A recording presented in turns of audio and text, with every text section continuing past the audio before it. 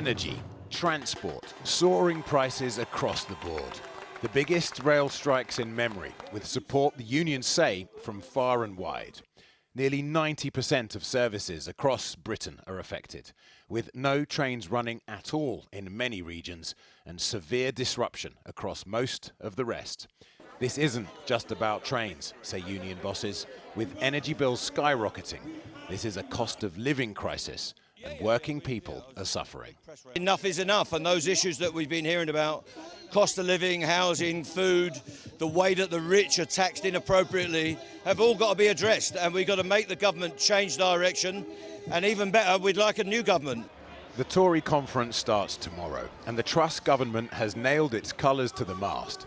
Tax cuts favouring the better off, business enterprise zones, and billions to slow the rise of household energy bills, which go up again today.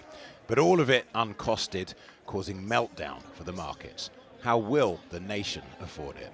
The PM in The Sun today pledging the government will keep an iron grip on the national finances as part of our commitment to sound money.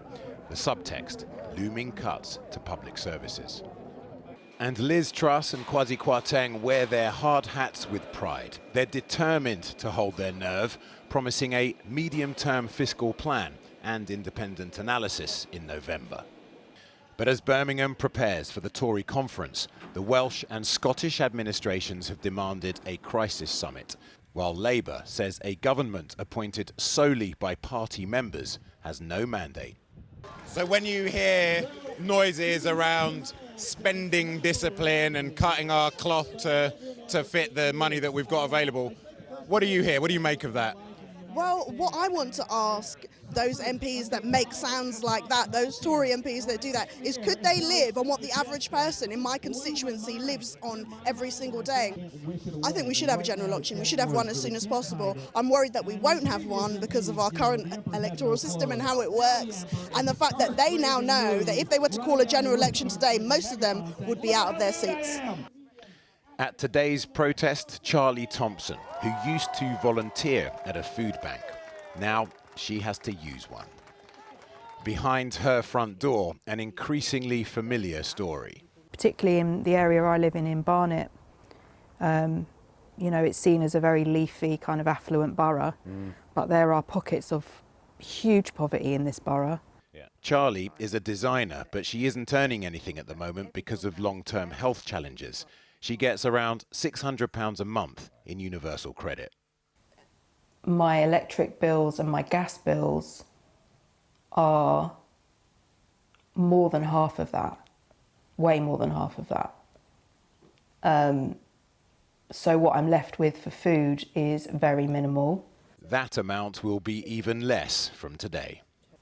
There's people that don't have roofs over their head. There's people that are really like in worse situations than me, and I can't even imagine what that's like. So yeah, it's scary. And it's not just affecting people that you would expect it to affect, it's affecting, you know, middle class people who can't afford to put the heating on as much as they normally would, or to feed their kids. Are you bringing back austerity, Prime Minister? The PM with her Danish counterpart today before heading to conference. The nation is facing a financial crisis, but she is sticking firm to her ideals, hoping to take both her party and the country with her. She will need to show a deft touch. Are you bringing back austerity, Prime Minister? Kemi and Zoran reporting there. We're joining me now is the chief political commentator of the iPaper, Paul Waugh. Paul Waugh, it's difficult to ask a question about this week that doesn't involve the words carnage, turmoil, chaos. How would you sum it up? Well, I think the government want to replace that sense of excitement that they wanted to engender in the mini-budget with now, to be honest, the sense of almost boring stability. I think that will be the main challenge for the Tory conference, to try and be as stable as possible, to give as many positive messages as possible about growth, about all the supply side things that they didn't really enunciate in that mini-budget. Obviously, it's one of the worst backdrops you can ever imagine to any party conference for a party leader. There's frayed nerves amongst Tory MPs, amongst the public, but crucially especially amongst the markets.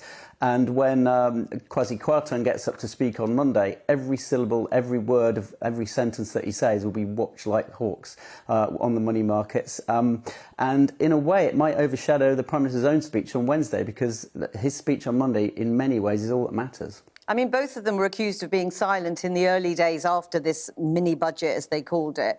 Liz Truss writes in The Sun today, her Chancellor in The Telegraph, the combined messaging seems to be, the plan is a good one, we're sticking with the plan. Yeah, and she suggested she wants an iron grip on the public finances. But I think the thing that misses is what the main reason that the markets flipped last week was not because suddenly the men in the city and the women in the city were suddenly gripped of the inequality of the 45p top tax rate being abolished or bankers' bonuses being scrapped, or a cap on them being scrapped.